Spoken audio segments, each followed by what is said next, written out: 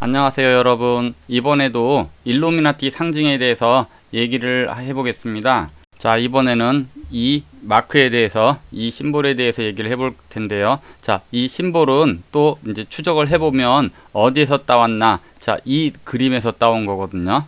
똑같죠? 자, 이것이 의미하는 거는 뭐 당연히 태양이죠. 태양.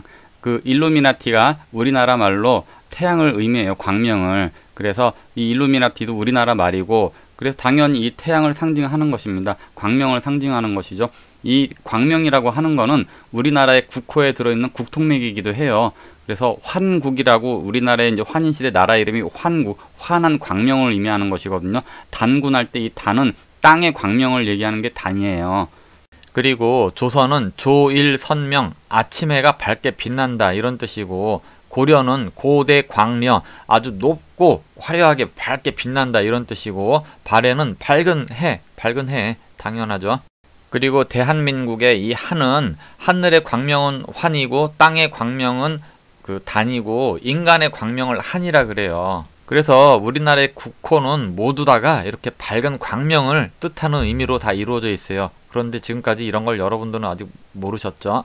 그런데 우리나라 사람들은 우리 역사가 모두 조작이 됐고 왜곡이 됐기 때문에 우리나라 사람들은 이런 걸 모르지만, 자, 서양의 지식인들은 나름대로 공부를 했기 때문에 이런 걸 알고 있답니다. 그래서 자기네들의 이름도 광명회라고, 일루미나티라고 이름을 지은 거잖아요. 그럼 여기 있는 인물이 누구냐? 아마 여러분들 뭐 아시는 분도 계시고 대부분 모를 거예요. 한국 사람들은. 여러분들 나라의 국기가 뭔지 아시죠? 들어본 적 있을 거예요. 태극기라고. 자, 그런데 이 태극기, 이 도안을 누가 처음 했느냐? 이런 건 여러분들 절대 배운 적이 없을 거예요. 다 감추고 조작하고 왜곡하고 하니까요. 자, 이 도안을 처음 그린 분이 바로 이 그림의 주인공 테오 보키치랍니다. 지금으로부터 5700년 전 분이세요. 우리나라의 환웅, 5대 환웅님의 12번째 막내 아드님이세요.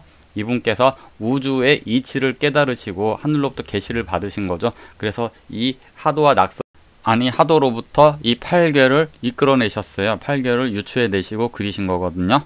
그런데 서양의 철학자, 과학자, 지식인들은 이러한 걸 공부를 몰래 하고 있었어요. 그래서 우리나라의 철학을 공부하고 있었으니까 당연히 세계 최강대국 미국이라고 하는 나라까지도 만들 수 있었던 것이죠. 그러나 이제는 이제 여러분들도 아시겠죠. 당연히 우리나라의 이 철학과 원리, 우주 원리를 아는 사람은 미래를 이끌어갈 수가 있는 거예요. 왜?